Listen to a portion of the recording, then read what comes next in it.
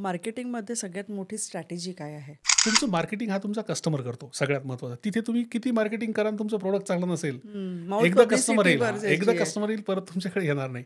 जसं आता बऱ्याच वेळेला असं होतं ना सर, की कोणाकोणाकडे बिझनेस असतो इस्टॅब्लिश वडिलांनी किंवा बरोबर आहे. वडिलोपार्जित जे काही हो, असेल हो.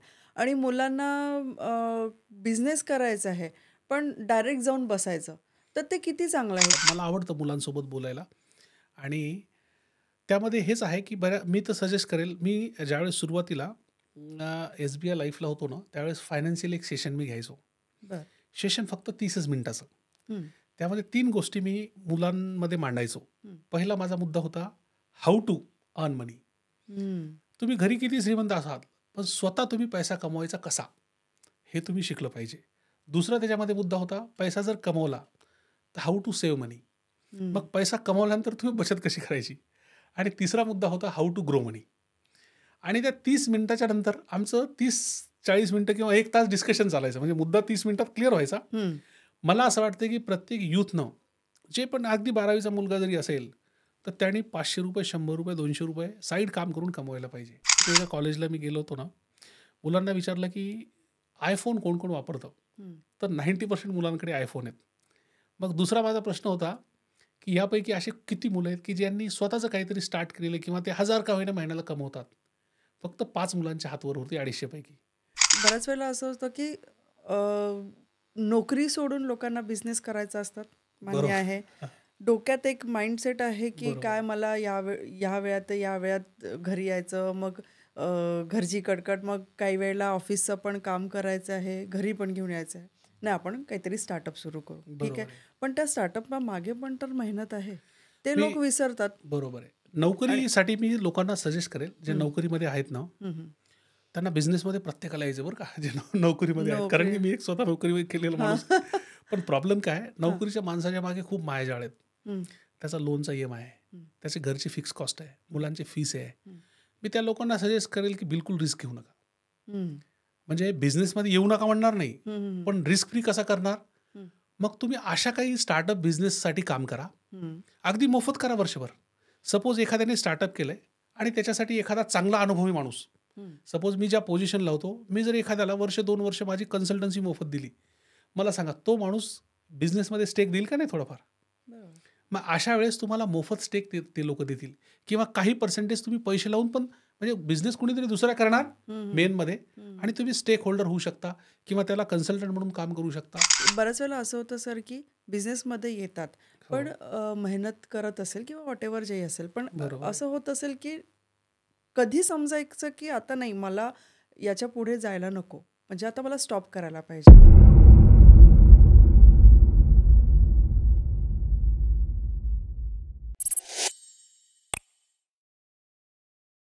नमस्कार, मी सुषमा. नारायणीच्या पॉडकास्टमध्ये तुमच्या सगळ्यांचं स्वागत. खरं म्हटलं तर अमृत जर म्हटलं तर आपल्याला समुद्रमंथनाची आठवण होते. आपल्या या भूतलावर एक अमृत असं पेय म्हणजे आपल्या सगळ्यांसाठी एक चहा हे अमृत पेय आपण समजतो. आणि चहा ही रोजची सवय नसून एक उत्सव मनवण्याचा एक दर्जा आहे किंवा उत्सव म्हणण्यासारखं एक प्रक्रिया आहे असं म्हणता येईल.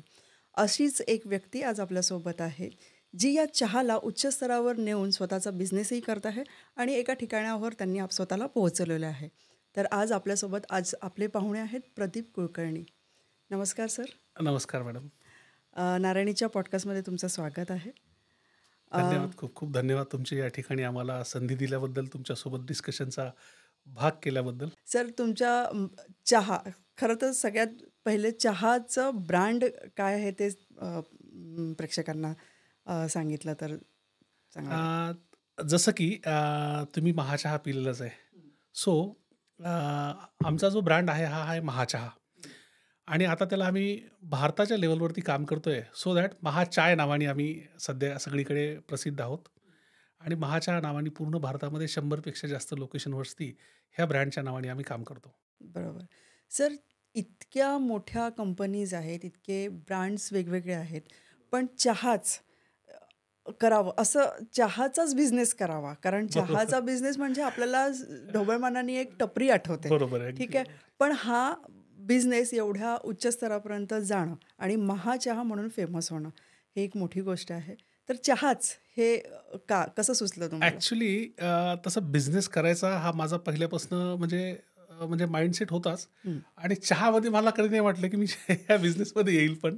बरोबर. ज्याला आपण कोइन्सिडेंट म्हणू शकतो. हं, का ड्युरिंग द कोविड बघा तुम्ही कोविडमध्ये कोविड खूप लोकांसाठी काही चांगला पण राहिला हं, आणि काही लोकांसाठी कोविडमध्ये त्रासदायक पण राहिला. ज्यांना चांगला राहिला त्यापैकी मी असं म्हणता येईल. हं. कारण की कोविडमध्ये आम्ही चहाची 4-5 मित्र मिळून किंवा आपल्या सो सो सो याच्या सोबती सवंगड्यासोबत आम्ही असं ठरवलं की आता काम नव्हतं. मला प्रचंड काम करायची सवय आहे. मी ज्यावेळेस नोकरीमध्ये होतो ना, तर माझं वर्षामधनं जवळपास 200 वेळेस ट्रॅव्हल व्हायचं.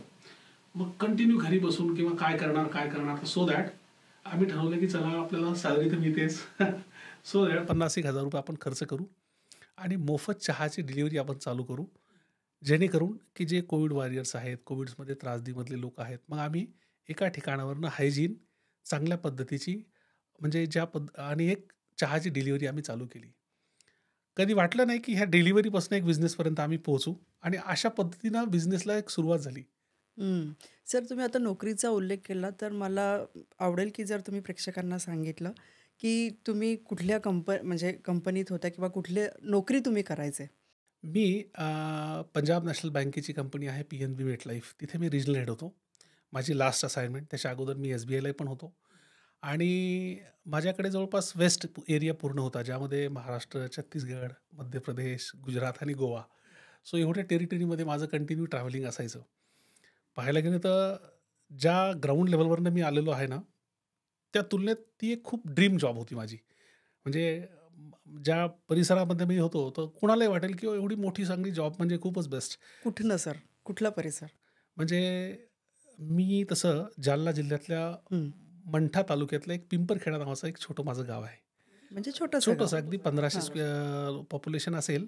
हं. आता त्या ठिकाणी आहे ना, माझी स्कूल 2-3 किलोमीटर दूर होती 5वीच्या नंतर. आणि आम्ही स्कूलमध्ये ज्यावेळेस वॉकिंग जायचो ना, पैदल जावं लागायचं त्यावेळेस आम्हाला. सो वरती इव्हिनिंगच्या वेळेस एखादं जर विमान जरी असं वरतून गेलं ना, तर आम्हाला असं वाटायचं की हे विमान तर आम्ही बघायचो, पण विमानाचा धुव्वा पण बघायचो. म्हणजे अशा छोट्याशा गावामधनं आणि ते एक मजा वाटायची. आणि असं मनात प्रश्न यायचे की असं कोण लोकं असतील बाबा की ते विमानात बसत असतील? कारण की गावामध्ये कोणी विमानात कौतुक बसलेलंच ते. नाही. कौतुक हां. ते. असं काय ते करत असतील? कुठल्या दुनियेतले ते लोकं असतील? म्हणजे छोट्या मुलांना पडलेले हे प्रश्न आम्हाला. पण त्याच्याचमध्ये आम्ही ते बघत आनंदात घरी जायचो, चालत यायचं. आणि विचार करा, अशा परिस्थितीमध्ये त्या छोट्याशा गावामधनं आपण अशा एखाद्या कॉर्पोरेट जॉबमध्ये आलो, की जिथे वर्षभरामध्ये तुम्ही 200 वेळेस विमान प्रवास करतायत. तुम्ही प्रत्येक ठिकाणी 5 स्टारला राहतायत. सो दॅट बघायला गेलं तर छोटेपणी बघितलेलं एक ड्रीमच म्हणावं लागेल हं, त्याला. हं. स्वप्न आहे ते. स्वप्न आहे. बऱ्याच लोकांचं ते एक स्वप्न आहे. तर अशा स्वप्नातलं एक जगणं माझं त्या नोकरीमध्ये होतं आणि मी खूप एन्जॉय केली माझी जी जॉब होती ना, अगदी प्रचंड एन्जॉय केली. मला कामाचं कधी असं प्रेशर नाही आलं, बर्डन नाही आलं आणि त्याचमुळे कदाचित मी मागच्या 10-15 वर्षाची माझी जी जॉब आहे ना, ती एक प्रकारे कंटिन्यू ग्रोथमध्येच मी गेलो आणि खूप सगळ्या गोष्टी मला माझ्या कॉर्पोरेट लाईफनं शिकवल्या. बरोबर.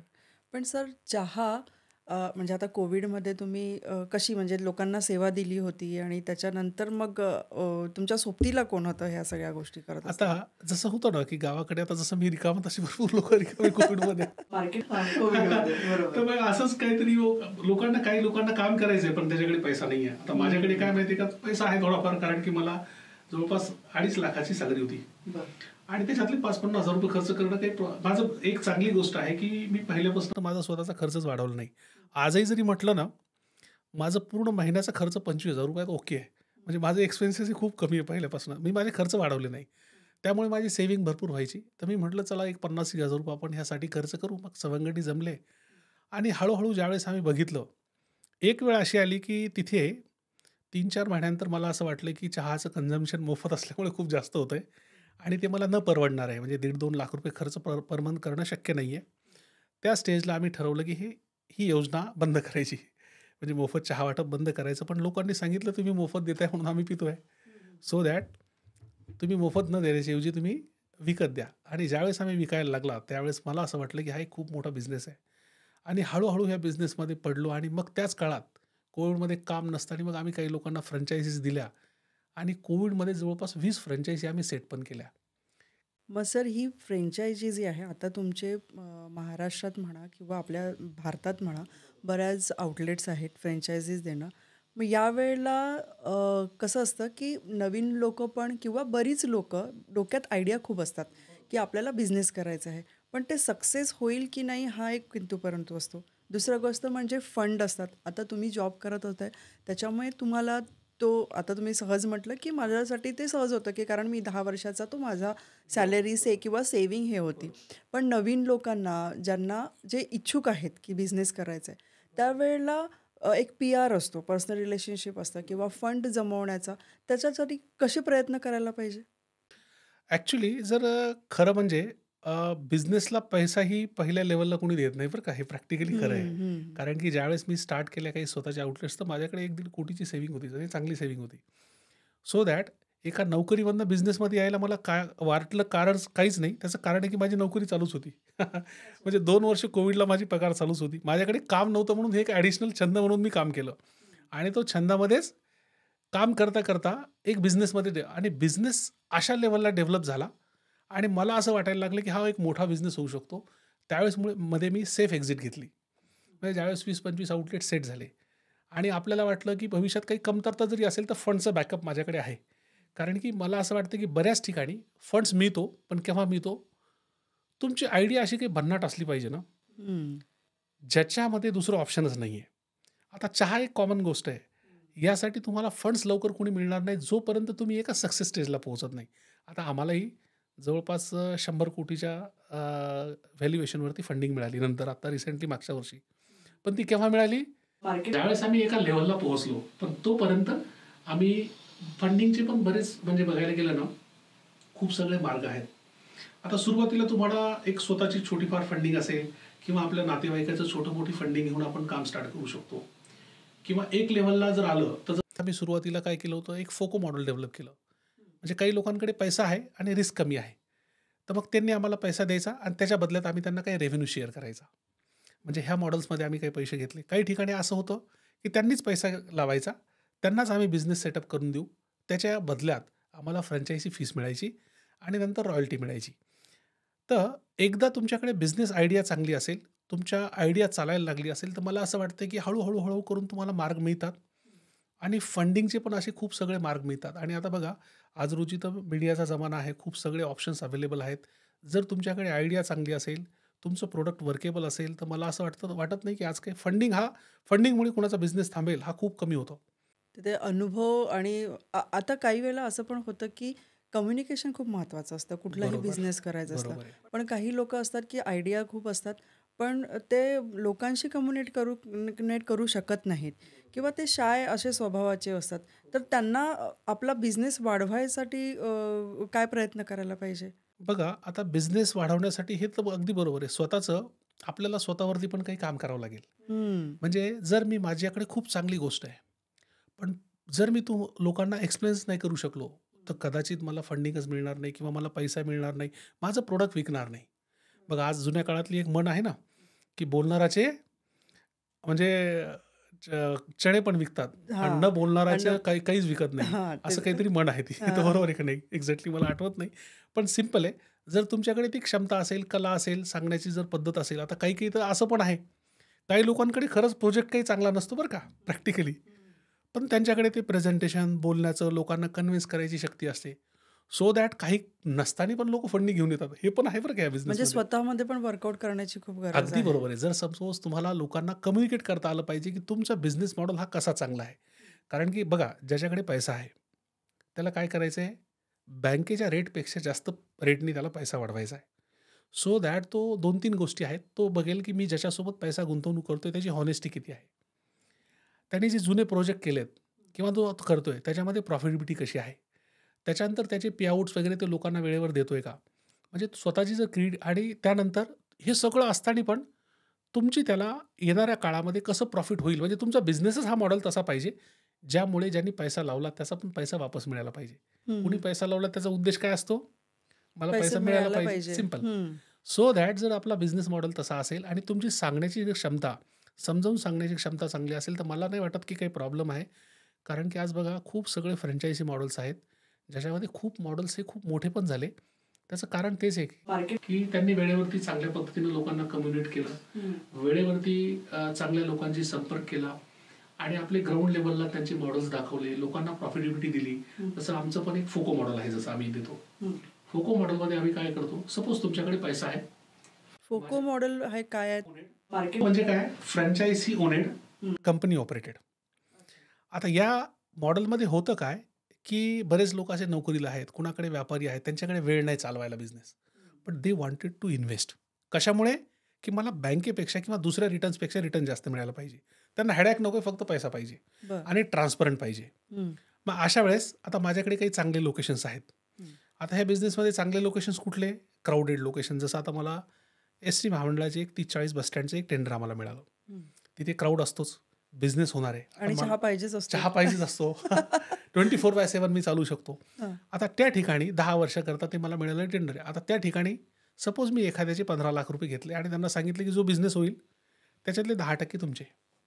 आता बिझनेसचे 10% होण्यासाठी मला बिझनेसची बिलिंग ट्रान्सपरंट करावं लागेल, मला त्याचे ॲप्लिकेशन्स, माझी टेक्नॉलॉजी पाहिजे, तर जी माझ्याकडे आज रोजी आहे. तर समोरच्या माणसाला सगळ्या बिझनेसमध्ये ट्रान्सपरन्सी पाहिजे. आता आमचे जे फोकोवाले मॉडेल्सचे लोक आहेत, ज्यांनी इन्व्हेस्ट आमच्याकडे केलेत, त्यांना त्यांच्या मोबाईलमध्ये दिसतं की आमचा बिझनेस किती होतोय. महिन्याला सॅलरीसारखं 5 तारखेला त्यांना पैसा क्रिएट होतो. त्यांना काय पाहिजे, माझ्या पैशाचा रिटर्न मला वेळेवर पाहिजे. आणि काही लोकांना तर अपेक्षेपेक्षा जास्त रिटर्न त्यामध्ये मिळतात. आणि होऊ शकतं की काही ठिकाणी जर तुमचं बिझनेसचं लोकेशन फेल झालं तर मग त्यांच्या अपेक्षेपेक्षा कमी रेट्स मिळतात. मग अशा वेळेस इन्व्हेस्टर विचार काय करतो की जर तुमचा बिझनेस फेल झाला तर तुमच्याकडे प्लॅन बी काय आहे. आमच्याकडे प्लॅन बी असा आहे की आम्ही जनरली जे बिझनेस करतो ना, आमचे जे मॉडेल्स आहेत, जे आमचे स्टोअर्स आहेत, हे स्टोअर्स आम्ही सगळे कंटेनरमध्ये केलेत. म्हणजे जनरली तुम्ही एक जागा जर घेतली, बांधकाम केलं, तर त्याचा मग तुम्ही उचलून जागा, जर बिझनेस फेल झाला ती जागा कुठे घेऊन जाणार. पण आम्ही बनवले कंटेनर. आता जर आमचा एखाद्या ठिकाणी तो बिझनेस फेल झाला, आम्ही कंटेनर उचलू, दुसरीकडे नेऊन लावू जिथे बिझनेस होईल, सो दॅट आमच्या इन्व्हेस्टरची क्राऊडेड एरिया. म्हणजे आमची रिस्क त्यामध्ये कमी झाली बिझनेस. दुसरी गोष्ट जर बघायला गेलं तर पर्टिक्युलर जर तुम्ही चहा किंवा स्नॅक्सचा बिझनेस बघितला तर यामध्ये तुम्हाला असा एरिया पाहिजे की जिथे तुमचं क्राऊड आहे. मग अशा खूप सगळ्या कंपन्यासोबत आम्ही टाईप्स केले.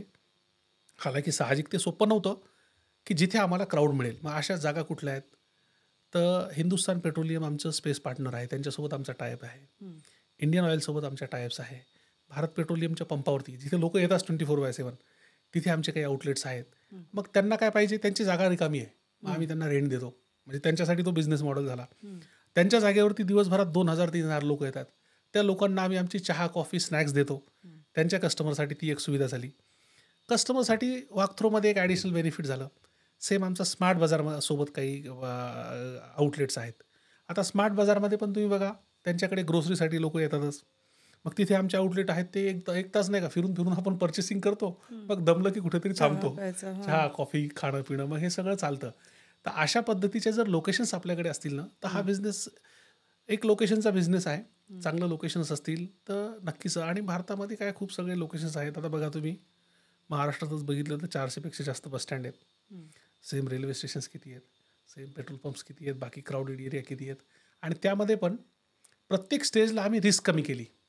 मॉडेल्स हलके फुलके म्हणून आम्ही रिस्क कमी केली. आणि ज्या ठिकाणी आम्हाला असं वाटते की नाही या ठिकाणी बिझनेस येईल पण किती येईल अशी गॅरंटी नाही, मग आम्ही मोठा खर्च त्या ठिकाणी करत नाही जनरली. हां सर, बोलता बोलता तुम्ही म्हटलं की हिंदुस्तान आणि इंडियन ऑइलसोबत तुमची पार्टनरशिप बिझनेस आहे, तर त्यांच्यासोबत त्यांना कन्व्हिन्स करताना काय प्रॉब्लेम्स आले का, किंवा कसं त्यांना कन्व्हिन्स करता? आता जनरली ते आम्हाला स्पेस देतात. म्हणजे खूप मोठ्या कंपन्या आहेत, पण पाहायला गेलं ना त्यांच्यासाठी पण एक सुविधा आहे. आता बघा, पेट्रोल पंपावरती टॉयलेट्स आहेत, सगळ्या काही अमेनिटीज आहेत. आणि त्या ठिकाणी जर त्यांना चहा, कॉफी आणि बाकी सगळ्या कस्टमरला सुविधा मिळाल्या, जनरली फॅमिली क्राऊडला काय पाहिजे, ह्या सगळ्या अमेनिटीज पाहिजेत. त्या अमेनिटीजवरती मला खर्च करायची गरज नाही, ते ऑलरेडी त्यांनी करून ठेवलेलं आहे. माझं एक छोटेसे तिथे जर 200 स्क्वेअर फीटचे जागा असेल आणि बाकी सुविधा दिल्या, हा साहजिक ते लोक बघतात की कंपनी स्टँडर्ड किती आहे, चांगली आहे, कंपनी सस्टेनेबल आहे का, कस्टमरला हायजीनमध्ये ते देऊ शकतात का. आता पंप असल्यामुळे तिथे आणखीन एक चॅलेंज आहे की तुमचं गॅस चालत नाही. मग तुमची ही कॅपॅबिलिटी आहे की तुम्ही इलेक्ट्रॉनिक किचन रन कराल. मग इलेक्ट्रिक जर आलं तर लाईट गेल्यानंतर तुमच्याकडे बॅकअप प्लॅन काय आहे, तुमच्याकडे एम्प्लॉई तेवढे चांगले आहेत का. म्हणजे ज्यावेळेस आपण मोठ्या कंपन्यासोबत काम करतो तर तुमची कॅपॅबिलिटी ही मात्र चांगली असायला पाहिजे. जेणेकरून पूर्ण कंप्लायन्सेस आपले चांगले पाहिजेत. म्हणजे असं नाही की बिझनेस टाकला मग कंप्लायन्सेस नाही आहेत. तर मोठ्या ऑर्गनायझेशनसोबत काम करताना आपल्याला कुठल्याही गोष्टीमध्ये इट्स अँड बट्स नाही चालत. आणि बाय डिफॉल्ट ते आम्ही 3-4 वर्षामध्ये तशा पद्धतीनं आम्ही स्वतःला डेव्हलप केलं. सो दॅट अडचणी आल्या सुरुवातीला, पण ज्या वेळेस त्यांना समजले की नाही हे लोकं चांगले काम करतायत. दुसरी गोष्ट काय होतं, खूप सगळ्या विदेशी कंपन्या त्यांच्यासोबत काम करतात. देशी कंपन्या खूप कमी काम करतात. मार्केट मी हे त्यांना पटवून देण्यामध्ये मला जमलं. त्याचं कारण काय, त्यांचा आणि माझा कस्टमर एकच आहे. जसं बघा मोटरसायकलवाला, कारवाला कस्टमर, ट्रकवाला कस्टमर्स हे सगळे इकॉनॉमिकल कस्टमर आहेत. आता तिथे जर मी खूप महागडा प्रोडक्ट विकला तर चालेल का? नाही. पण माझे जे प्रोडक्ट्स आहेत, जसं आम्ही चहा देतो. आमचा चहा ₹10 स्टार्ट होतो. मार्केट आमचा वडापाव ₹20 स्टार्ट होतो. मार्केट आमची मिसळ ₹60-70 स्टार्ट होते. म्हणजे हे सगळे जे प्रोडक्ट जसं आता साऊथ इंडियन म्हटलं तर आमचे साऊथ इंडियनचा ब्रँड आहे दक्षिण भारत. मग त्यामध्ये आम्ही इडली वडा हे सगळे आयटम देतो. तर हे सगळे इकॉनॉमिकल आहेत. म्हणजे त्यांचा जो कस्टमर आहे तोच आमचा कस्टमर आहे. सो दॅट ही एक विन विन सिच्युएशन आहे दोघांसाठी पण. मला प्रेक्षकांना सांगायला आवडेल की सरांचा जो महाचहा हे ब्रँड आहे, समृद्धी महामार्गावरही आपले आउटलेट्स आहेत, बरोबर? आहे. हो. तर त्यासाठी अप्रोच करायला काय प्रयत्न करावे लागले? आता ती पण एक चांगली गोष्ट आहे की इनिशियल लेव्हलला म्हणजे तिथं मी म्हणेल आम्ही दिलेली एक सुरुवातीच्या दिलेल्या हायवे ज्यावेळी चालू झाला तुम्ही बघा तिथे काहीच नव्हतं. तिथे सेटअप करणं म्हणजे आमच्यासाठी खूप मोठं चॅलेंजेस होतं. भरपूर सगळ्या सुविधा नसताना आम्ही 2 वर्षामध्ये तिथे जवळपास 16 आउटलेट सेट केले आणि एक चांगल्या पद्धतीनं कस्टमरला आज आम्ही सुविधा देतोय. तर सुरुवातीचे खूप सगळे चॅलेंजेस होते, पण धीरे टीम डेव्हलप होत गेली आणि सगळ्यात महत्त्वाचं ती पेट्रोलियम कंपन्यासोबत असल्यामुळे तर आमचं त्या मानाने सेटअप करायला वेळ गेला आणि पण आम्ही ते सेटअप जे केलं ना जसं म्हटलं कंटेनर मॉडेल. तिथे जर मी बांधकाम करायचं म्हटलं तर तिथे बांधकामाला परवानगी नाही आहे. दुसरी गोष्ट जर तुमचा कॉन्ट्रॅक्ट संपला तर तुम्हाला ते उचलून ठेवता आलं पाहिजे कुठे. सो दॅट आम्ही मॉडेल असे बनवले की होऊ शकतं की उद्या आमचा कॉन्ट्रॅक्ट संपला आणि आम्हाला नाही मिळालं. हे पण होऊ शकतं बिझनेसमध्ये anything can happen. So that आमचे कंटेनर उचलून दुसरीकडे कुठेही लागू शकतात. म्हणजे ती फ्लेक्सिबिलिटी ती तुम्ही ठेवली फ्लेक्झिबिलिटी आहे की आम्हाला एका माहिती आहे. ठिकाणी बरोबर आहे. साई न होता, जर इथे चालत नाहीये तर त्या एरियात दुसरीकडे ठेव आणि दुसरी गोष्ट काय होतं, आता बांधकामाचं आम्हाला जागेवर काही साधनं मिळाले नसते. एवढं बांधकाम कुठे करणार? त्यामुळे आता हे सगळं काही रेडीमेड आहे. फक्त आम्ही आणून ठेवलं, त्याला इलेक्ट्रिसिटी दिली, प्लंबिंग कनेक्शन दिलं, आमचं आउटलेट चालू. म्हणजे एवढं सोपे मॉडेल्स आम्ही केले. आणखी नाही, यामध्ये खूप सगळे मॉडेल्स आम्ही आणतोय. रिसेंटली आमची टीम खूप चांगली झाली. त्यामुळे आम्ही 7-8 मॉडेल्स असे आणतोय, की जे एकदम इकॉनॉमिकल पण आहेत, चांगले पण आहेत आणि मल्टी फंक्शनिंगचे मॉडेल्स आम्ही लॉन्च करतोय. मार्केटिंगमध्ये सगळ्यात मोठी स्ट्रॅटेजी काय आहे? म्हणजे आता एवढे मोठे जसं आता कुठलीही कंपनी इस्टॅब्लिश करायची म्हटलं तर त्याच्यामध्ये एक स्टोरी टेलिंग असतं, बरोबर आहे. बरोबर? जसं आता रेमंडमध्ये त्यांनी कम्प्लीट मॅन असं बरोबर टाकलं आहे. होतं, अगदी बरोबर आहे. ठीक आहे? आणि आयफोन जर असला तर त्याचं बॉक्सिंग इतकं छान असतं. बरोबर आहे. अगदी तर बरोबर. आता नुसतं चहा म्हटलं की त्याचं मार्केटिंग आलं. बरोबर तर ती आहे. मार्केटिंग स्ट्रॅटेजी तुम्ही कशी केली ती तर मी विचारेनच, बरोबर आहे. पण नवीन लोकांना त्यामध्ये काय काय असं स्वतःला इस्टॅब्लिश करायला पाहिजे, बरोबर. काय आता असायला फूडमध्ये बघा, एकच स्ट्रॅटेजी आहे, की तुमच्या क्वालिटी चांगली पाहिजे. ते तर आहेतच. म्हणजे जर तुम्ही माझा चहा एकदा पिला तर लोकांना म्हटलं पाहिजे, की "हां यार, हा चहाचा चहा मी पिला ना एकदम फ्रेश आहे." हां. म्हणजे फूडमध्ये तुमचं मार्केटिंग हा तुमचा कस्टमर करतो सगळ्यात महत्त्वाचं. तिथे तुम्ही किती मार्केटिंग करा आणि तुमचं प्रोडक्ट चांगलं नसेल, माउथ एकदा पब्लिसिटी कस्टमर येईल गरजेची एकदा आहे. कस्टमर येईल परत तुमच्याकडे येणार नाही. हां. हा पहिली गोष्ट आहे. दुसरी गोष्ट जो ज्या पब्लिकसाठी आम्ही काम करतो ना महाचहा, ती आहे 90% पॉप्युलेशन ऑफ इंडिया.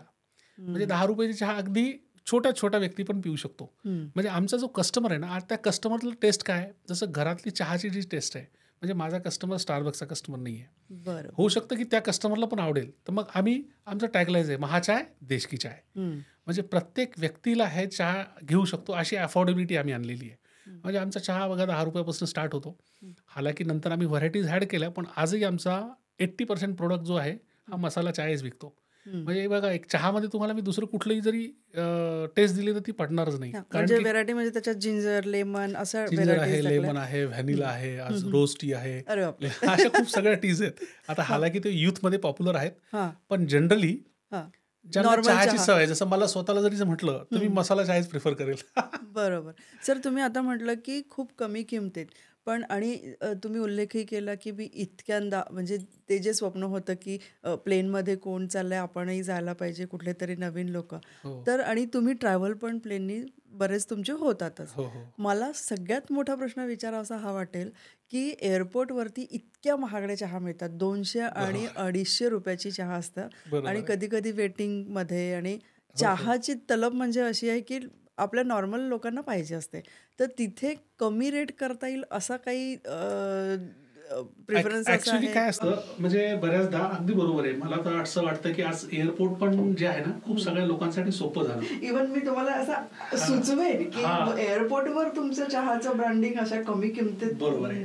तो सांगायला मला चांगलं असं आवडेल, हं, की आम्ही अपकमिंग डेजमध्ये हं. एक 4-5 एअरपोर्ट्सवरती येतोय अरे वाह! आणि महाच्या कंपॅरेटिव्हली 50% स्वस्त असेल, जे हं, आहे. हं. आता आम्हाला तर तिथे ₹10 ला द्यायला आवडेल, त्याच्यात प्रॉब्लेम नाही. पण कारण काय, तिथली एक कॉस्ट असते. बरं, आता जसं एअरपोर्टला जर मी गेलो, तर तिथले रेंटल्स वेगळे असतात.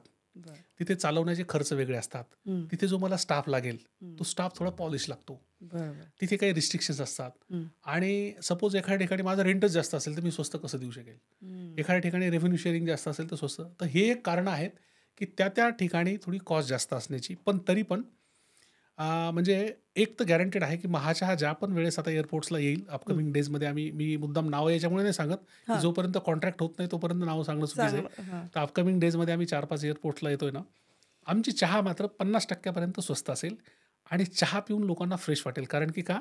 ही एकदम देसी टेस्ट त्यांना एअरपोर्ट्सवर मिळेल. कारण की बऱ्याचदा एअरपोर्ट्सवरती चहा जी आहे ना, हं, ते पॅकेटमधून काढून गरम करून दिलेली असते. हं, म्हणजे रेडी टू चहा असते. पण हं. आमची चहा जशी महाचहाच्या एक छोट्या टपरीवरती पण मिळेल, छोट्या लोकेशनवरती मिळेल.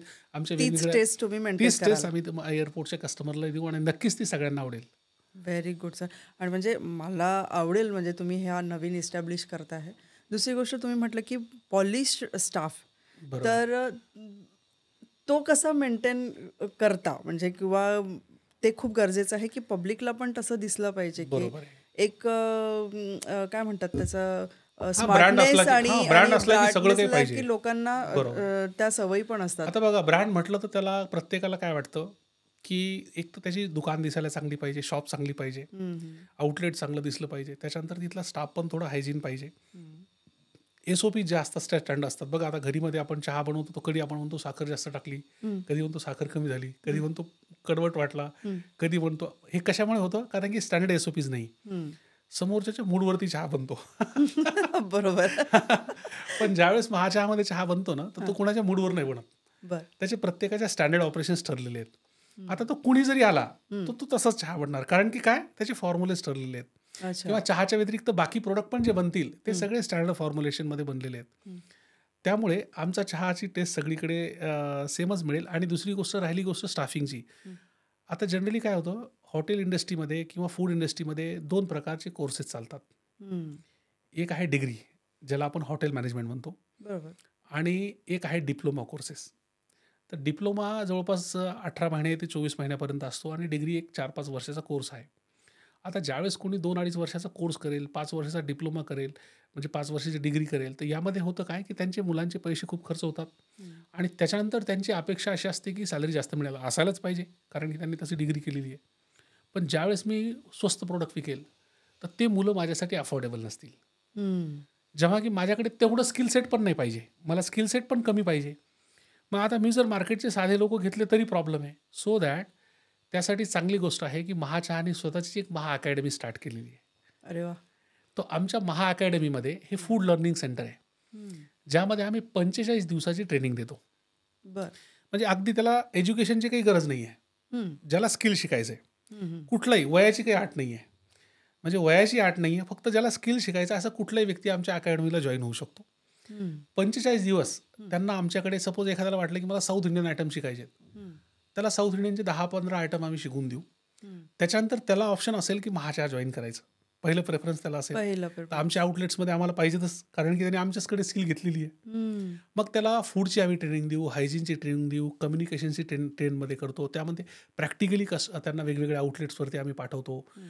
मग अगदी स्वतःच्या हायजीनपासनं, शॉपच्या हायजीनपासनं, स्टँडर्ड एस-ओ-पीज हे आणि 45 हॉस्पिटॅलिटी वगैरे सगळं सगळं काही चाललं त्याला त्याच्यात. म्हणजे हां. बऱ्याच गोष्टी त्याला समजतात. हं. आता 45 दिवसाच्या बेसिक ट्रेनिंग नंतर ज्यावेळेस तो आमच्या आउटलेटला जातो ना, तिथे ऑलरेडी ट्रेन स्टाफ असतो हं. आणि 1 वर्षानंतर तो एक खूप चांगल्या पद्धतीने जसं डिग्री डिप्लोमाचा मुलगा होतो ना, हं. तशा पद्धतीची ऑन जॉब त्याची ट्रेनिंग होऊन जाते. म्हणजे म्हणजे एक पैसा पण मिळेल पर्सनॅलिटी डेव्हलपमेंट पण होते आणि पैसा आणि पण मिळतो. अच्छा. सो दॅट ज्यांना कुणाला आता कदाचित ही जर कोणी हे बघत असेल ना, हं. तर अशा खूप सगळ्या लोकांना जर कुणाला जरी वाटलं ज्याच्यामध्ये आज एज्युकेशनची काही अट नाही आणि आम्हाला जॉईन करायचं 45 दिवसाची ट्रेनिंग, हं. तर ते येऊ शकतात, आमच्यासोबत ट्रेन होऊ शकतात. आमचं खांबल्याला एक चांगलं पद्धतीचं ट्रेनिंग आणि ते सेंटर आहे. पेएबल असणार आहे? नाही, हे सगळं मोफत आहे. यासाठी बरं. कुठलेही चार्जेस नाही आहेत. म्हणजे कोर्सही करायचा असेल तर चार्ज नाही? काही चार्जेस नाही. हे सगळे मोफत कोर्सेस आहेत क्या बात. आणि बाकायदा त्याची आमची एक प्रॅक्टिकल लॅब्स आहे. हं. प्रॉपर एक training centre, high tech training centre आहे. प्रॉपर त्यांना सगळं काही शिकवलं जाईल, प्रोडक्टपासून हं. सगळ्या गोष्टी. म्हणजे हे नवीन युथला आणि नवीन मुलांना ज्यांना करू पाहत आहेत की बिझनेस करायचा अगदी आहे, बरोबर. ज्यांना तर फूड त्यांना बिझनेस एक स्वतःचाही करायचा आहे, हां. त्यांनी पण येऊन 45 दिवसाची ट्रेनिंग करून जायला पाहिजे असं मी सजेस्ट करेल. काहीच हरकत हं. नाही. 45 दिवसाच्या ट्रेनिंगमध्ये हं. त्याला बऱ्याच गोष्टी इन ॲट साउंड समजतील. त्याच्यात मार्केटिंग पण शिकवतात? सगळे अगदी त्याच्यामध्ये आम्ही भांडे पण त्याच्याकडनं घासून घेऊ. बरोबर आहे ना. म्हणजे तो म्हणजे एक सगळ्याच गोष्टी करता आल्या पाहिजे. बरोबर आहे. हं. म्हणजे जे एक पार्ट आहे ना, म्हणजे शॉर्ट टर्म कोर्स आहे, पण मला असं वाटतं की त्या शॉर्ट टर्म कोर्समध्ये हं. बऱ्याच गोष्टी त्याला शिकायला मिळतील. हं. जसं आता बऱ्याच वेळेला असं होतं ना सर, की कोणाकोणाकडे बिझनेस असतो. बरोबर. इस्टॅब्लिश वडिलांनी किंवा बरोबर आहे. वडिलोपार्जित जे काही हो, हो, असेल हो. आणि मुलांना बिझनेस करायचा आहे, पण डायरेक्ट जाऊन बसायचं. तर ते किती चांगलं आहे? किंवा त्यांनी म्हणजे माझ्या मताने की त्यांनी थोडं बाहेर निघून दुनियादारी शिकायला पाहिजे किंवा हे अगदीच करायला बरोबर. पाहिजे. त्याच्यात तुम्ही काय सजेस्ट कराल? कारण तुम्ही अ, अ, बऱ्याच वेळेला जाता, मला वाटतं बरोबर आहे. यूथला पण हो, सजेस्ट हो. करायला. बऱ्याचदा मला असं आवडतं हं. आत्ताच RTM युनिव्हर्सिटीमध्ये किंवा बऱ्याच ठिकाणी मला जर वेळ असेल ना, हं. तर स्कूल कॉलेजेसला मला आवडतं मुलांसोबत बोलायला आणि त्यामध्ये हेच आहे की मी तर सजेस्ट करेल, मी ज्यावेळेस सुरुवातीला SBI लाईफला होतो ना, त्यावेळेस फायनान्शियल एक सेशन मी घ्यायचो. बरं. सेशन फक्त 30च मिनिटाचं. हं. त्यामध्ये 3 गोष्टी मी मुलांमध्ये मांडायचो. हं. पहिला माझा मुद्दा होता, हाऊ टू अर्न मनी. हं. तुम्ही घरी किती श्रीमंत असाल, पण स्वतः तुम्ही पैसा कमवायचा कसा, हे तुम्ही शिकलं पाहिजे. दुसरा त्याच्यामध्ये मुद्दा होता, पैसा जर कमवला, तर हाऊ टू सेव्ह मनी. हं. मग पैसा कमवल्यानंतर तुम्ही बचत कशी करायची. आणि तिसरा मुद्दा होता, हाऊ टू ग्रो मनी. आणि त्या 30 मिनिटाच्या नंतर आमचं 30-40 मिनिटं किंवा 1 तास डिस्कशन चालायचं. म्हणजे मुद्दा 30 मिनिटात क्लिअर व्हायचा. हं. मला असं वाटतं की प्रत्येक यूथनं, जे पण अगदी 12वीचा मुलगा जरी असेल, तर त्याने ₹500, ₹100, ₹200 साईड काम करून कमवायला पाहिजे. तो घरून किती श्रीमंत असू द्या. जर त्यांनी ते कमवले ना, तर स्वतः कमवलेल्या पैशाचं त्याला महत्त्व. आता मी नाव सांगत नाही, एका कॉलेजला मी गेलो होतो ना, मुलांना विचारलं की iPhone कोण-कोण वापरतं? हं. तर 90% मुलांकडे iPhone आहेत. मग दुसरा माझा प्रश्न होता, की यापैकी असे किती मुलं आहेत, की ज्यांनी स्वतःचं काहीतरी स्टार्ट केलेलं किंवा ते 1000 का होईना महिन्याला कमवतात. फक्त 5 मुलांच्या हातवर होते 250 पैकी. याचा अर्थ काय? They are spending money of family. Family. आणि मग त्यांना ते समजतच नाही आणि मग अशाच पद्धतीनं घरच्यांचा जर पैसा खर्च करायला घरच्यांनी देण्यासाठीच आहेत. पण माझं म्हणणं काय, ज्यावेळेस तो स्वतः पैसा 1000 अर्न करेल, 2-3 हजार तो अर्न करेल, तर त्यावेळेस त्याला समजेल की पैसा 1000 तळमळ कमवायसाठी, काय आहे त्या त्या पैशात? पैसा कमवायसाठी. हं. मग मुलांचा दुसरा प्रश्न असा येतो, "सर आता आमच्याकडे स्किल नाही, मग आम्हाला कोण जॉब देईल?" हं. तर मी त्यांना बऱ्याचदा उदाहरण सांगतो. मला स्वतःला मी 2-4 म्हणजे अगदी 1 वर्ष मोफत काम केलं.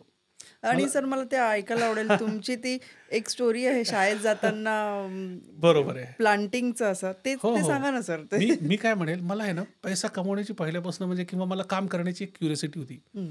ज्यावेळेस आम्ही स्कूलमध्ये पण जायचो ना, हं. तर एका ठिकाणी वनीकरणाचे जुन्या काळात काम चालायचे. हं. तर वनीकरणाचं काम ज्यावेळेस चालायचं ना, तर ते लोकं जे प्लांट्स आहेत ना, त्यामध्ये माती भरायची आणि माती जर 100 त्या याच्यामध्ये पन्नीमध्ये भरली, तर त्याच्या बदल्यात ₹3 द्यायचे जुन्या काळामध्ये. हं. तर मुलांसाठी ₹3 पण खूप मोठी गोष्ट त्यावेळेस.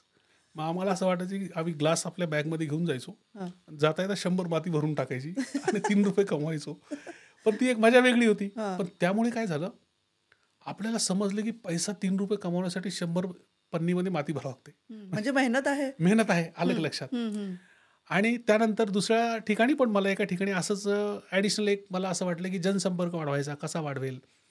मग मी बऱ्याच ठिकाणी एका ठिकाणी वसुलीचं मोफत काम केलं, एका किराणा दुकानामध्ये आणि जवळपास 1-1.5 वर्ष माझा PR वाढवण्यासाठी एक होलसेल दुकानदार आहेत. माझ्याकडे घरी एक छोटंसं दुकान होतं.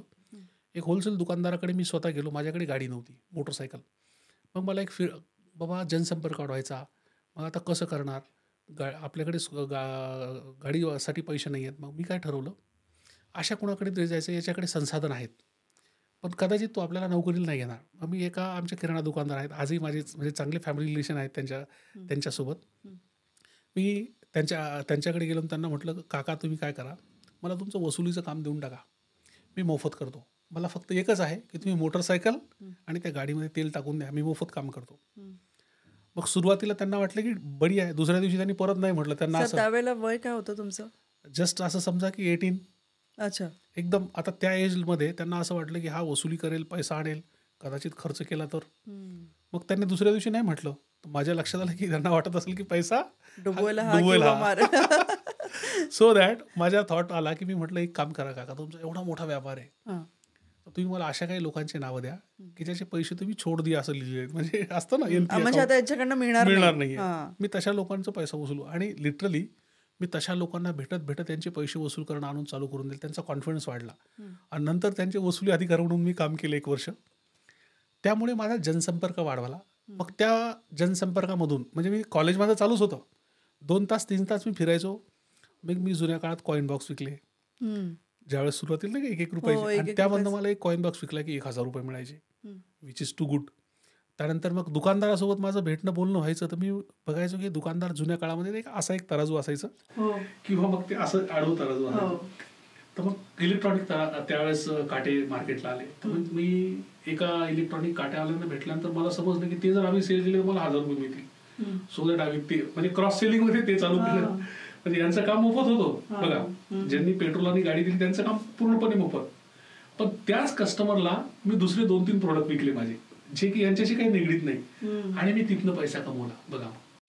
सो दॅट बऱ्याचदा जर एखाद्या मुलाला असं वाटत असेल की मला 12वी नंतर कोण कामाला घेईल, मी सजेस्ट करेल त्यांना 6 महिने कुणाकडे जाऊन काही मोफत काम करा. मोफत काम करणारा माणूस हा प्रचंड प्रामाणिक काम करतो. आणि तुम्ही जर चांगलं काम केलं आणि तोच काय करेल, आजच्या दुनियेत तर कोणी तुमच्याकडनं मोफत करून पण घेणार नाही. पण 5-6 महिन्यानंतर तुम्ही त्याचं असं काम करा की त्याला स्वतःला वाटलं पाहिजे की नाही यार, याला काहीतरी चार्जेस द्यायला पाहिजे. खूप लोकांचे प्रामाणिकपणे काम करा. खूप लोकांचे अकाउंटिंग तुम्ही सांभाळू शकता, काही लोकांची बँकिंग तुम्ही सांभाळू शकता, काही लोकांना ऑनलाईन तुम्ही मदत करू शकता. असं जर यांनी केलं ना, तर मुलांना 1000, 2000, 5000 त्यांचा पॉकेट मनी तर आरामात निघेल. आणि त्यांना हे समजेल की पैसा कमवणं किती अवघड आहे. आणि कदाचित यामधनं त्यांना बऱ्याच बिझनेस आयडियाज पण येतील. अर्ली स्टेजला जर आपण ह्या सगळ्या गोष्टी केल्या ना, मला असं वाटतं की जे पण बिझनेसमन आहेत ना, बघा तुम्ही आता मोठाले जरी बिझनेसमन म्हटलं, अर्ली स्टेजला ते कामात होतोय आणि म्हणून त्यांना ते बिझनेस करणं सोपं झालं किंवा त्यांना रिस्क काही वाटत नाही. मग एक तर कनेक्टिव्हिटी वाढते आणि आयडियाज मिळतात तुम्हाला. लोकांशी कनेक्शन झालं की कसा व्यवहार करायचा, व्यावहारिक ज्ञानही मिळतं. बरोबर. या सगळ्या गोष्टी म्हणजे असं नाही की रेडीमेड तुमच्यासाठी करून ठेवलेलं आहे आणि तिथे येऊन बसायचं आहे. पण रट्टे खाल्ल्याशिवाय आपण शिकत नाही. खूप गोष्टी आपल्याला शिकल्या जातात. म्हणजे ज्यावेळेस मी आता वसुलीचं त्यांचं काम करायचो ना, अगदी सकाळी 7-8ला घरून निघायचो, तर माझा ब्रेकफास्ट एखाद्या दुकानदाराकडे व्हायचा. दुपारचं जेवणही दुसरीकडेच व्हायचं. म्हणजे संध्याकाळचं जेवण फक्त घरी व्हायचं. पण त्यामुळे खूप ओळखी झाल्या, खूप सगळ्या लोकांचं हे झालं. आणि नंतर मग आता मला सांगा, सपोज एखाद्या जिल्ह्यामध्ये माझे 1000 शॉपकीपर ओळखीचे आहेत. म्हणजे माझ्यामध्ये ही पॉवर आहे की मी 1000 शॉपकीपरला काही सेल करू शकतो. 1000 लोक ओळखीचे असणं अगदी 18-19 वर्षाच्या मुलांना. काही लोकांना असं वाटतं की हा माणूस खूप ऍक्टिव्ह आहे. जर तुम्ही ऍक्टिव्ह असाल तर ते लगेच तुम्हाला पिक करण्याचा प्रयत्न करतात. म्हणजे तुमच्यातले गुण दिसायलाही पाहिजे आणि ऍक्टिव्हनेस असायला पाहिजे. बस लोकांना चांगले लोक पाहिजेतच. बघा, प्रत्येक बिझनेस म्हणला आपल्या कंपनीमध्ये चांगले लोक पाहिजेत. आता माझ्याच कंपनीमध्ये जे आमचे टॉप 5 लोक आहेत, त्यांना मी वर्षाला 20 लाखापेक्षा जास्त पगार देतो. म्हणजे 1.5-2 लाख रुपये सॅलरी चहासारख्या बिझनेसमध्ये देतो. का देतो? त्यांच्यामध्ये ते टॅलेंट आहे. टॅलेंट हा प्रत्येकाला पाहिजे आणि सगळ्यांमध्ये काही ना काही गुण आहेतच. फक्त ते उभरून यायला पाहिजे आणि ते ओळखायला पाहिजे स्वतःला, आणि त्यासाठी मेहनत ही महत्वाची आहे. सर, स्टाफ म्हटल्यावर तुम्ही अगदी सुरुवातीला किती लोकांपासून सुरुवात केली होती? पाहायला जर गेलं ना, तर सुरुवातीला तर स्टाफ 2च लोक होते माझ्याकडे. अगदी माझा फ्लॅट जिथं आता मी राहतो त्या फ्लॅटमधनं आम्ही सुरुवात केली. म्हणजे मी ज्यांच्याकडे रेंटेड राहायचो ना नागपूरला मागच्या 10 वर्षापासून, मग ते अगदी आई वडिलांसारखेच लोक आम्हाला मिळाले. आम्हाला म्हणजे त्यांना सोडा वाटलं नाही, त्यांना पण असं वाटलं नाही की यांना काढून द्यायला पाहिजे. आता मी मागच्या 1-1.5 महिन्यापूर्वी शिफ्ट झालो, तोपर्यंत मी तिथेच होतो. पण तोपर्यंत मी माझ्या फ्लॅटला माझं ऑफिस म्हणून यूज केलं. तर तिथे 2 लोकांसोबत आम्ही काम केलं. कारण की बघा, बिझनेसमध्ये तुम्ही सुरुवातीला तुमची फिक्स कॉस्ट ज्याला आपण म्हणतो, तुमचे खर्च जेवढे कमी कराल, बऱ्याचदा काय होतं बिझनेसमध्ये चुकतं काय, पहिल्याच दिवशी खूप चकाचक ऑफिस करतात लोकं. मग चकाचक ऑफिस म्हटलं त्याचं एसीचं बिल, बाकी बिल, बिजली बिल, चांगला स्टाफ, याचा पहिल्याच दिवशी खूप खर्चाचं बर्डन येतं. पहिल्या वर्षी माझ्या बिझनेसचा खर्च not more than 40,000 per month, which is too good. म्हणजे असं कमी खर्चामध्ये आम्ही चालू केलं. मग जसं आपलं काम वाढलं तसं आपलं आज रोजी आम्ही मागच्या ह्या वर्षी तर बघा तुम्ही, आम्ही 2-2 लाख पगाराचे पण लोक ठेवले. का? पण आता आपले आउटलेट्स पण वाढले, आपलं कामही वाढलं, आपला रेव्हेन्यू वाढला. तर खर्चाचा आणि रेव्हेन्यूचा जर ताळमेळ जमवता आला ना तरच बिझनेस, नाही तर मग तर प्रॉब्लेम आहे. नाही, ठीक आहे की आता एका पोझिशनपर्यंत पोहोचणं महत्त्वाचं आहे किंवा पोहोचता येईल माणूस. बरोबर आहे. पण बऱ्याच वेळेला असं होतं की नोकरी सोडून लोकांना बिझनेस करायचा असतात, मान्य बरोबर. आहे. डोक्यात एक माइंडसेट आहे की बरोबर. काय मला या वेळात घरी यायचं, मग घरची कटकट, मग काही वेळेला ऑफिसचं पण काम करायचं आहे, घरी पण घेऊन यायचं आहे. नाही, आपण काहीतरी स्टार्टअप सुरू करू, ठीक बरोबर आहे. आहे. पण त्या स्टार्टअपला मागे पण तर मेहनत आहे, ते मी लोक विसरतात. बरोबर आहे. आणि नोकरीसाठी मी लोकांना सजेस्ट करेल, जे नोकरीमध्ये आहेत ना, हम्म. त्यांना बिझनेसमध्ये प्रत्येकाला यायचं बरं का, जे नोकरीमध्ये आहेत. कारण नोकरी. की मी एक स्वतः नोकरी केलेला माणूस आहे. पण प्रॉब्लेम काय आहे, नोकरीच्या माणसाच्या मागे खूप मायाजाळ आहेत. हम्म. त्याचा लोनचा EMI आहे, त्याची घरची फिक्स कॉस्ट आहे, मुलांची फीस आहे. मी त्या लोकांना सजेस्ट करेल की बिलकुल रिस्क घेऊ नका. हम्म.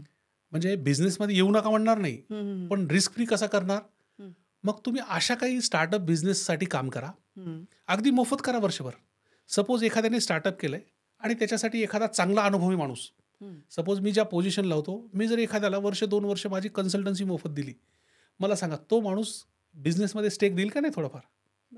मग अशा वेळेस तुम्हाला मोफत स्टेक ते लोक देतील, किंवा काही पर्सेंटेज तुम्ही पैसे लावून पण, म्हणजे बिझनेस कुणीतरी दुसरा करणार मेनमध्ये, आणि तुम्ही स्टेक होल्डर होऊ शकता किंवा त्याला कन्सल्टंट म्हणून काम करू शकता. मेन स्ट्रीम तुम्ही नोकरी सोडून डायरेक्टली बिझनेस करणं म्हणजे काय प्रचंड रिस्क आहे. आता बघा, ज्या एजमध्ये मी बिझनेसमध्ये आलो, तर एक खूप मोठी रिस्क आहे बघायला कुठली एज गेलं. होती सर तेव्हा? 37, 4 वर्षापूर्वी. सो 37मध्ये विचार करा, आता एक मुलगा आहे, वाईफ आहे, EMIs आहेत, बाकी सगळ्या गोष्टी आहेत, आपली सेविंग पण आहे. पण आता एकदमली, आणि सगळ्यात महत्त्वाचं, 37 वर्षापर्यंत तुम्ही कमवलेली एक पोझिशन आहे. म्हणजे तुम्ही नोकरी स्टार्ट केली 10,000 12,000पासून, आणि नोकरी ह्या लेवलला आहे की तुमची 2.5 लाख 3 लाख पगार आहे, आणि डायरेक्टली झिरोवरती तुम्हाला यायचं आहे. म्हणजे किती मोठी रिस्क आहे. मग अशा वेळेला घरच्यांचं काय मत होतं की एवढी आता चांगली आता नोकरी सोडून तुम्ही काय हां, बिझनेस होतं. करता? पण बऱ्याचदा त्या बाबतीत तर मी म्हणजे कीर्तीला ॲप्रिशिएट करेल, की बऱ्याचदा आमचं डिस्कशन जर व्हायचं ना, तर मी तिला एकदाच म्हणायचो की कीर्ती बघ, तू ज्यावेळेस माझ्यासोबत लग्न केलं ना, त्यावेळेस मी पिंपरखेड्यामध्ये राहायचो, आणि प्रदीप कुलकर्णी किती जरी खाली पडला ना, तर त्या लेवलला तर जाणार नाही. म्हणजे होणार आहे का नाही. बरोबर. सो आणि पाहायला गेलं तर ज्यांनी ह्या स्टेजला नोकरी केली ना, मला नोकरीचा आजही प्रॉब्लेम येणार नाही. म्हणजे आज जरी मला नोकरी करायची म्हटलं, तर कोणी मला त्या स्टेजला नोकरीला घेईल. पण एक आहे की एवढ्या दिवस केलेली सेव्हिंग झिरो होऊन जाईल. बऱ्याचदा ह्या सगळ्या गोष्टी होतील. आणि ह्यासाठी एक आहे मात्र, घरच्या लोकांचा सपोर्ट. जसं मला आता कीर्तीने सपोर्ट केला, ठीक आहे, तिचं बिंदास होती ती म्हणजे ठीक आहे, तुम्ही व्हॉट एव्हर तुम्हाला तो. मी म्हटलं लाईफ एकदाच आहे, मला असं वाटतं की एकदा करायला पाहिजे. आणि तिने मला सपोर्ट केला. ती म्हणजे ठीक आहे, जे असेल ते असेल, सोबत राहू, काही अडचण नाही. म्हणजे बऱ्याचदा हे पण एक महत्त्वाचं आहे, ज्याला आपण म्हणतो ना, घरी Family आल्यानंतर support. फॅमिली सपोर्ट खूप गरजेचं आहे. बऱ्याचदा काय असतं, ज्यावेळेस तुम्ही आता मोठ्या नोकरीत असता, तुमचे सडनली बिझनेसमध्ये आल्यानंतर खर्च कमी होता. 4 वर्षांतर मी कुठल्याही ट्रिपमध्ये आम्ही सोबत गेलो नाही. जनरली पहिल्यांदा आम्ही वर्षातून 2दा ट्रिपला जायचो. म्हणजे लाईफच चेंज म्हणजे होऊन जाते मानसिक ना. संतुलन पण ठेवणं खूप गरजेचं हां, खूप आहे. गरजेचं आहे. आणि बऱ्याच वेळेला असं होतं सर की बिझनेसमध्ये येतात, पण मेहनत करत असेल किंवा व्हॉटेव्हर जे असेल, पण बरोबर आहे. असं होत असेल की कधी समजायचं की आता नाही, मला याच्या पुढे जायला नको, म्हणजे आता मला स्टॉप करायला पाहिजे, असे सिच्युएशन पण येत असेल ना, तर कधी ते येतं ना. बघा, माझं तर म्हणजे बिंदास हे सजेशन असेल, बिझनेस आहे ना, हा बिझनेस सारखाच असला पाहिजे. बिझनेस म्हणजे तुम्ही केलेलं लग्न नाही आहे. म्हणजे तुमचं जिथं तुम्हाला असं वाटेल की असं की आहे की बाबा, आता म्हणजे बिझनेस एखाद्या ठिकाणी इमोशनली बिझनेस नाही करू शकत. बिझनेस हा तुमचा कसा असला पाहिजे, इमोशनली परिवारासोबत राहू शकतो, आपल्या फॅमिलीसोबत इमोशन्स असू शकतात. बिझनेस हा प्रोफेशनली असला पाहिजे. तुम्हाला प्रॉफिट देणाराच असला पाहिजे. हम्म. इमोशन बिझनेससोबत असेल, पण तुमचं इमोशन आहेत म्हणून घाट्यातही तुम्ही चालवताय. सो एक दिवस तुम्ही म्हणजे कोसळणार. असं नको की पूर्ण कर्जबाजारी झाल्या तुम्ही. हां. कुठेतरी तुम्हाला इथे हे नॉलेज असायला पाहिजे की नाही आता मला नाही सक्सेस हां. मिळत आहे तर काही मला काही प्रॉब्लेम बॅकफूट नाही ना. जायला तुम्ही मी बिलकुल तयार काही असलं. प्रॉब्लेम नाही आणि हां. काही नाही. बऱ्याचदा बिझनेसमॅनला वाटतं की लोक काय म्हणतील, हे काय म्हणतील. कुणाला हम्म. काही पडलेलं नसते. हम्म. आलं का लक्षात?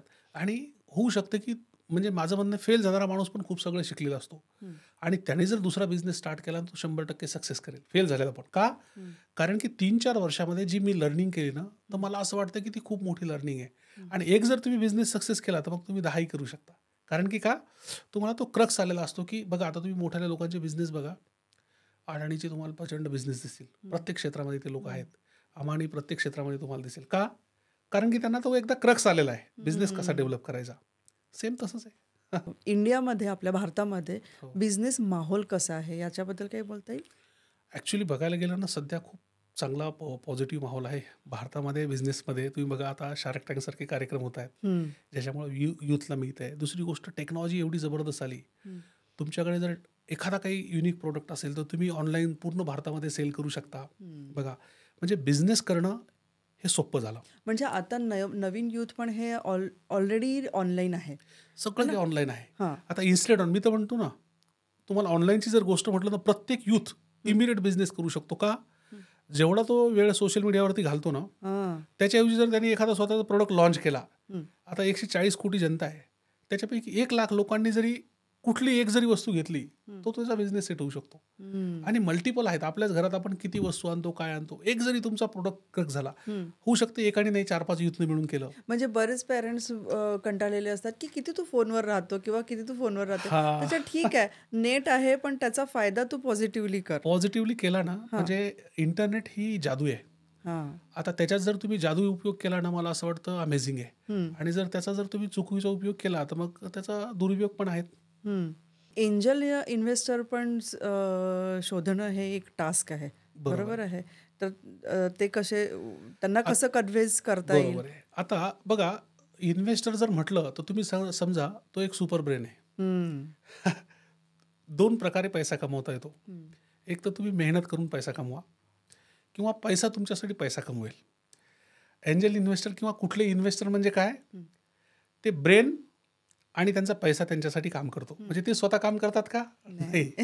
सो दॅट ते अशा बिझनेस ते शोधत असतात. असे बिझनेसेस की जिथे त्यांच्या पैशाने पैसा कसा वाढेल. आणि ते खूप चांगले नेगोशिएटर असतात. पण एक आहे की असे जर बिझनेसमन किंवा असे इन्व्हेस्टर तुमच्यासोबत आले तर ते लोक तुम्हाला नेक्स्ट लेवलला घेण्यासाठी खूप मदत करतात. म्हणजे त्यांना असं वाटतं की मी ज्या कंपनीत पैसे गुंतवले ती जर कंपनी उद्या चालून सपोज आज एखाद्याने माझ्यासोबत समजा 100 कोटीच्या व्हॅल्युएशनमध्ये पैसे गुंतवलेत आणि उद्या चालून ही कंपनी युनिकॉर्न झाली, 8,000 करोडची कंपनी झाली. सो दॅट त्यांचे पैसे तेवढ्या पटीनं वाढणार आहेत. आणि हे सगळं ट्रान्सपरंट व्यवहार असतो. सो दॅट असं आहे की हे लोक पण खूप सपोर्ट करतात. आणि सुरुवातीला एक आहे की तुम्हाला भेटावं लागतं. आता जसं मी 200 लोकांना भेटलो असेल, प्रत्येकाला आपल्याला तेच समजून सांगावं लागतं. तीच कॅसेट झाला आपण म्हणतो ना, सांगावी की असं आहे तसं आहे तसं आहे. काही लोक तुम्हाला लाईटली घेतात, काही लोक सोडून जातात, काही लोक ऐकून घेतात आणि 1 वर्षासाठी आपल्याला ऑब्झर्व करतात. त्यावेळेला निगेटिव्हिटी येते सर? नाही, ॲक्च्युली आपण आधीच अशा वेळेस निगेटिव्ह घ्यायचंच नाही. आपण काय करायचं की आपण एक चांगल्या माणसाला भेटतोय. मला सांगा, मला तर खूप आनंद झाला. मी काही लोकांना भेटलो ज्यांची 1,000 करोडची संपत्ती आहे. आता त्यांच्या घरी जाऊन चहा पिणं त्यांच्यासोबत हीच मोठी गोष्ट आहे. मी तशा लोकांना म्हणायचो की सर मला पैसा वगैरे भेटेल तो भाग वेगळा, पण तुमच्यासोबत भेटून एक फोटो काढूनच मला छान वाटतंय. बरोबर आहे की नाही? म्हणजे पॉझिटिव्हिटी म्हणजे स्वतःमध्ये एक मोठ्या positive- लोकांना भेटल्यानंतर तुम्हाला त्यांनी नाकारलं तरी निगेटिव्हिटी येणार नाही. ही तुमची तयारी पाहिजे आणि ती तयारी ठेवायला पण पाहिजे. कारण की ते लोक ब्लंट असतात, आपल्या चुका सांगतात. बरोबर आहे की नाही? मोठ्या लोकांना त्यांना माहित असतं की बिझनेसच्या काय काय चुका आहेत आपले, ते पण त्याच्यामधून त्या नोट करायच्या, आपण करेक्ट करायच्या. आणि जर तुम्ही अशा लोकांना भेटले तर नंतर ते लोक तुम्हाला फॉलो करतात, बघतात. मागच्या वर्षी मला हा भेटला होता, त्याची स्थिती काय होती यांच्या बिझनेसची, आणि आता काय आहे? 6 महिन्यानंतर काय आहे. नंतर काही दिवसांनी तुम्ही टचमध्ये ठेवलं, काही प्रगती पुस्तक त्यांना पाठवत गेले. माझे असे काही इन्व्हेस्टर आहेत की जे 1 वर्षानंतर माझ्यासोबत इन्व्हेस्टर म्हणून जोडले. म्हणजे 1 वर्ष सुरुवातीला नाही. हां, म्हणजे 1 वर्ष असं आहे की त्यांना असं वाटतं की बघूयात, म्हणजे ते फॉलो करतात, बघतात. आणि एक सगळ्यात महत्त्वाचं इन्व्हेस्टर कुठला आहे हाच बघतो की समोरचा माणूस किती हॉनेस्ट आहे. त्याच्या कामाशी किती प्रामाणिक कामाशी आहे. किती प्रामाणिक आहे, त्याची पॅशन किती आहे, त्याचं प्रोडक्ट्स, त्याचं व्हिजन काय आहे. हम्म. जर समजा त्याचं व्हिजन असेल की मला 10 शॉप टाकायचे, 20 शॉप टाकायचे, तर मोठा इन्व्हेस्टर त्याच्यामध्ये जाणार नाहीत. पण ज्यावेळेस आपण म्हणतो की मला 10,000 लोकेशनला जायचं आहे, ते व्हिजन स्टेटमेंट त्यांच्यासाठी महत्त्वाचं असतं. की म्हणजे तुम्ही, आणि मग दुसरं त्यांचं क्वेश्चन असेल की तुम्ही कसं जाणार, ते जर तुम्ही त्यांना समजून सांगू शकले की असं आहे. तिसरी गोष्ट, तुमच्याकडे डील्स असल्या पाहिजेत. जसं आमच्याकडे लोकेशन्स असे आहेत की भारतामध्ये 1,00,000 लोकेशन आमच्याकडे ऑलरेडी आहेत, जिथे आम्ही इझिली पोहोचू शकतो. मग पोहोचण्यासाठी काय लागेल? पैसा लागेल. मग पैसा जरी आला तर तुमच्याकडे मॅनपॉवर लागेल. मॅनपॉवर आलं की तुमच्याकडे मॅनेजमेंट पद्धती पाहिजे. आता माझ्या बाबतीत काय होतं की मी कॉर्पोरेटमध्ये मॅनेजमेंटमध्ये असल्यामुळे एक माझी मॅनेजमेंट चांगली होतीच, कनेक्ट चांगला होताच. त्याच्यानंतर हॉनेस्टी आहेच की लोकांना दिसतं. दुसरी गोष्ट, आपल्याला माझा वेळ हा कुठल्याही खराब कामासाठी व्हायचा. मी प्युअर व्हेजिटेरियन आहे, नॉन अल्कोहोलिक आहे, अगदी तंबाखू गुटखे कुठेच नाही होत माझं. त्यामुळे काय होतं, माझा पूर्ण वेळ जो आहे माझ्या कामासाठी जातो. आणि हे सगळ्या लोकांना दिसतं. आणि त्यामुळे इन्व्हेस्टरला पण हे दिसतं आणि ते लोक सपोर्ट करतात. आज माझ्याकडे खूप चांगले इन्व्हेस्टर आहेत, त्यांचे नाव घेणं चुकीचे आहे, पण असं समजा की भारतातल्या टॉप लोकांपैकी माझ्याकडे 8-10 लोक आहेत जे माझ्यासोबत इन्व्हेस्टर आहेत. आणि त्यांच्यासोबत आज माझे फॅमिली रिलेशन आहेत. त्यावेळेस मी मुंबईला जातो तर त्यांच्या घरी माझं आजकाल जेवण होतं. सुरुवातीला असे एक मला किस्सा सांगायला आवडेल. एका इन्व्हेस्टरला मी भेटायला गेलो. खूप मोठे व्यक्ती आहेत ते, अगदी 500 करोडची त्यांची म्हणजे ॲसेट असतील. तर त्यांनी पहिल्या वेळेस मला, ते राहतात 55 माळ्यावरती, आणि सुरुवातीला त्यांनी मला अगदी खाली गॅलरीत बोलवलं. चहा पण विचारला नाही, असंच वॉकिंग आमच्यासोबत 15 मिनटं गप्पा केल्या आणि काढून दिलं. म्हणजे हे लोक हे विचार करतात की याला वेळ द्यायचा का नाही द्यायचा, किंवा याच्यासोबत आपण बसायचं का नाही बसायचं, कारण की त्यांच्यासाठी वेळ महत्त्वाचा आहे. वेळ महत्वाचा. आणि ज्यावेळेस पहिल्या मीटिंगमध्ये त्यांना वाटलं की नाही याच्यासोबत काम होऊ शकतं, मग दुसऱ्या वेळेस त्यांनी मला एका ठिकाणी स्टारबक्सला बोलवलं. मग आमचं कॉफी मीट झाली, मग आणखीन डिस्कशन झाले. मग असं पुढे भेटी वाढत गेलं. गेल्या. आता आज मुंबईला गेल्यानंतर म्हणजे बऱ्याचदा असं होतं की संध्याकाळचं जेवण त्यांच्यासोबत होतं. बरोबर. तर ही Positive. रिलेशनशिप आहे. म्हणजे ही पॉझिटिव्हिटी पण स्वतःमध्ये बरोबर आहे. ठेवायला पाहिजे, खचून अगदी न अगदी जाता. अगदी कारण युथला हो. पण हे समजवण्यासारखं आहे की लगेच खचून जातात बिझनेस करायचा. पण सर, बिझनेसचे काही ड्रॉबॅक्स पण असतील. अगदी बरोबर. म्हणजे बिझनेसमध्ये प्रत्येक ठिकाणी चॅलेंजेस आहे. जसं आता तुम्ही जर नोकरी आणि बिझनेसमध्ये कम्पेअर करायला गेलं ना, नोकरीमध्ये सपोज माझ्याकडे एक डिपार्टमेंट असेल, एक पोझिशन असेल, त्यासाठी खूप सगळा स्टाफ सपोर्टिंग असेल. आता अनलिमिटेड एम्प्लॉईज असतील. सगळ्यात महत्त्वाचं तुमची रिस्क झिरो आहे. तुम्हाला पगार गॅरंटेड येणारे काम हो अथवा न हो, कमी जास्त होत राहील, तो भाग वेगळा. पण तिथे पण कामावरतीच ग्रोथ डिपेंड आहे. असं नाही की तुमची ग्रोथ होणार आहे. आणि आज तर सगळे टार्गेट ओरिएंटेड जॉब आहेत, पण तरी पण सेफ झोन आहे तो. पण आता बिझनेसमध्ये काय, तुम्ही एक सोप्या भाषेत असं म्हणू शकता की तुमच्या हातामध्ये असे 5 बॉल्स आहेत आणि सगळे तुम्ही वरती फेकलेत आणि एकही खाली पडू द्यायचा नाही. म्हणजे तुम्ही ऑपरेशन मॅनेजर तुम्ही आहात, ऑपरेशन हेड आहात, तुम्ही फायनान्स हेड पण आहात, असे मल्टिपल कामं आहेत. सुरुवातीला हे करावं लागतं. मग हळूहळू तुमचं ज्यावेळेस ऑर्गनायझेशन स्ट्रक्चर बनतं, मग हळूहळू हे तुमचं काम कमी होतं, वाटलं जातं. पण इनिशियल लेवलला कुणी किती म्हणू द्या, ॲटोमॅयझेशन हे सगळं तर सुरुवातीला फाउंडर्सला हे कामं करावंच लागतात. असं आहे. आणि त्याची तयारी असायला पाहिजे. त्याची तयारी असायला की पाहिजे. वेळ पडली तर कब्बशात धुण्यापासून तर अगदी. भांडे आता घासण्यापासून. बिझनेसमध्ये तुम्हाला असं दिसेल की चालूमध्ये तुमचा एखादा शेप पळून गेला, चालूमध्ये तुमचं काही होऊ शकतं. काही बिझनेसमध्ये अनलिमिटेड सर्कमस्टन्सेस आहेत, रिस्क आहेत, भरपूर होऊ शकतं की तुम्ही एक ॲझम्पशन केलं की या ठिकाणी 20-25 लाख इन्व्हेस्ट केले आणि नंतर तुम्हाला माहित होतं की ती लोकेशन फ्लॉप निघाली, तुमचे 25 लाख गेले, पैसा गेला, वेळ गेला, वाया गेला. हे पण होऊ शकतं बिझनेसमध्ये. तर बिझनेसमध्ये आपल्या प्रत्येक बिझनेसची वेगवेगळी स्ट्रॅटेजी असायला पाहिजे की आपली बिझनेसमध्ये आपण रिस्क कमी करता कशी येईल आपल्या इन्व्हेस्टमेंटची, हे आपण बघायला पाहिजे. दुसरी गोष्ट असं आहे की आपला बिझनेस कशाशी निगडीत आहे. आता जसं माझ्या बिझनेसचं जर म्हटलं तर माझा बिझनेस आहे पॉप्युलेशन जिथे फ्लोटिंग जास्त आहे. मग आता क्राऊडेड एरिया कसा, आणि क्राऊडेड एरियामध्ये पण माझं नाही चाललं तर दुसरं ऑप्शन काय, प्लॅन बी तुमच्याकडे पाहिजे. आणि जसं आता आम्ही अशा लोकेशन्सवरतीच काम करतो की जिथे मला कमीत कमी कस्टमर शोधून पकडून नाही आणायचा, कस्टमर ऑटोमॅटिक आहे. मग आता आलेल्या कस्टमरला चांगली सर्व्हिस देणं हा एक टास्क आहे. आता काही ठिकाणी असं होतं की लोकांना कस्टमर पण आणायचं आहे, त्यांना चांगली क्वालिटी पण द्यायची. मग सुरुवातीला 5-5, 6-6 महिने 1-1 वर्ष लॉसमध्ये असतात, मग फ्रीमध्ये देणं चालू करतात, कॉम्पिटिशन्स असते. मग हळूहळू बरेच बिझनेस, ह्या बिझनेसमध्ये इव्हन फूड बिझनेसमध्ये 90% लोकांचे आउटलेट बंद होतात. याचं कारण हेच आहे.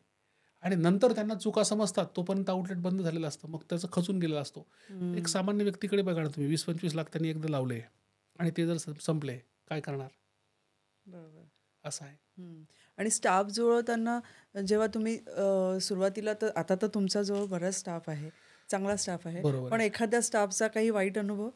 आहे ना, आता बऱ्याचदा काय होतं ते पण एक लर्निंग आहे. हं, जसं आमच्या एका आउटलेटला आता स्टाफ घेत आणि तुमच्याकडे एच-आर वगैरे डिपार्टमेंट्स आता आहेत. हं, पण सुरुवातीला असं काही नव्हते. मग तुम्हाला बऱ्याचदा असे दारू पिणारे स्टाफ मिळतात.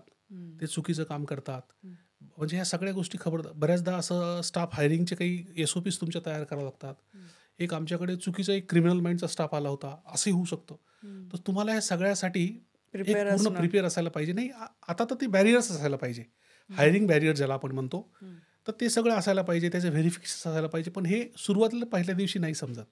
हे हं. समजतं केव्हा? अनुभवाने. हो, अनुभवाने. हो. आज रोजी आमच्याकडे तेवढी सिस्टम स्ट्रॉंग आहे. हां. आज सगळं ऑटोमायझेशन आहे हं. आणि खूप सगळ्या गोष्टी आता आय-टी आमची स्ट्रॉंग आहे. आज आमचा बिझनेस सगळा म्हणजे क्लिकवरती आहे बऱ्याच गोष्टी. तर हे पण यायला वेळ लागतो. खूप छान वाटलं सर तुमच्याशी बोलून. धन्यवाद तुम्ही आमच्या स्टुडिओला आले आणि मी जे तुम्हाला ॲज अ काय म्हणेल ऑडियन्स पण म्हणू, होस्ट पण म्हणून आणि एक कस्टमर म्हणून पण म्हणता येईल, की एअरपोर्टला बिझनेस जो आपला चहाचा आणि कमी किमतीत करायचा आहे, ते तुमचं मार्ग सुरूच आहे. बरोबर आहे. त्याला आहे झालं पाहिजे. चांगलं आणि भावी आयुष्यासाठी पण तुम्हाला खूप खूप शुभेच्छा.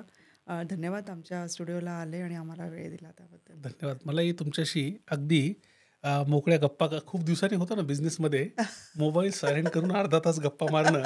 हे ॲक्च्युली आमचा हा प्लॅटफॉर्म याच्यासाठीच आहे, हां. की आपल्या म्हणजे व्यस्त जीवनामध्ये हो, हो. कुठेतरी असं आहे, की आमचा आहेच असं हे एक हो, प्लॅन, हो. की इथे येऊन गप्पा करा. ज्यांना बरोबर आहे. तुम्हाला वेळ मिळत नाहीये, मला कुठेतरी बरोबर आहे. बसून निवांत हो, हो, बोलायचं हो. आहे, सगळं विसरून फोन बाजूला ठेवून, तर हा अगदी. प्लॅटफॉर्म पण आणि त्यासाठीच उपलब्ध करून दिला नाही आहे, की तुम्ही बऱ्याचदा काय होतं, मी तर म्हणजे ॲप्रिशिएट करेल तुमचे इफर्ट्स. हं, खूप सगळ्या लोकांच्या आयडियाज असतात. खूप सगळ्या लोकांकडे काही स्किल्स असतात. पण त्यांना त्यांच्यापर्यंत प्रत्येकापर्यंत पोहोचवण्यासाठी काही प्लॅटफॉर्म पण नसतो. बरं. आणि मला असं वाटतं, की नारायणीने हा प्लॅटफॉर्म जो उपलब्ध करून दिला आहे, यामध्ये खूप सगळ्या लोकांच्या प्रतिभेमुळे येणारे एंटरप्रेनर्स बनतील. काही लोकांना त्याच्यामध्ये प्रेरणा पण मिळेल. हं, आणि जसं आमचं महाचहाचं व्हिजन आहे, की भारतातल्या प्रत्येक लोकांपर्यंत हायजिनिक, अफोर्डेबल टी आणि स्नॅक्सेस पोहोचवायचं. हं. तसंच मला असं वाटतं, की तुम्ही जे प्रयत्न करताय, की छोट्या-छोट्या आणि प्रत्येक कसब्या, गल्ल्यापर्यंत तिथले हुनर्स बाहेर काढून लोकांपर्यंत पोहोचायचं, हे खूप मोठं काम आहे. आणि त्यासाठी माझ्याकडनं खूप खूप शुभेच्छा. थँक या ठिकाणी तुमच्यासोबत गप्पा मारायला मला खूपच आवडलं. यू. आणि लिटरली ह्या 30-40 मिनिटामध्ये म्हणजे आपण बिझनेस, बाकी सगळ्या गोष्टी विसरून एक जे गप्पाचं संवाद झाला ना, हां, हां. हा एक अप्रतिम माझ्यासाठी अनुभव आहे. धन्यवाद धन्यवाद. सर. खूप खूप धन्यवाद. तुम्हा सगळ्यांनाही जे नवीन एंटरप्रेन्योर होऊ इच्छित आहेत, त्यांना बिझनेस सुरू करायचा आहे, त्यांनाही हा पॉडकास्ट खूप महत्त्वाचा राहील असं मला वाटतं. व्हिडिओ शेवटपर्यंत बघितल्याबद्दल तुमचा सगळ्यांचा धन्यवाद. सबस्क्राईब आणि शेअर करायला विसरू नका. नमस्कार.